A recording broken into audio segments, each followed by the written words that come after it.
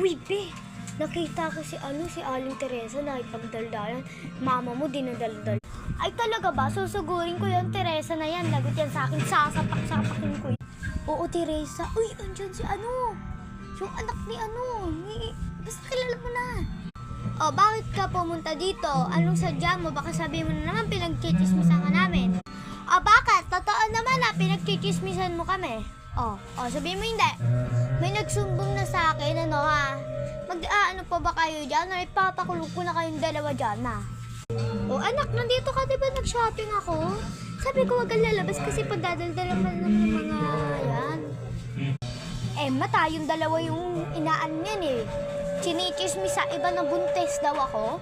Buntis ba ako, ma? Hindi, di ba? May sinungaling kang bata ka, hindi totoo yung sinasabi mo.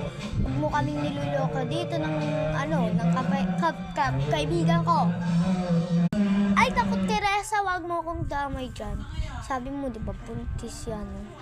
Uy, sabi mo, buntis si anak ni alam niyan. Anak ni Maria. Sabi mo yan, buntis. Tapos sabi mo si Maria, nag-asawang iba. Di ba?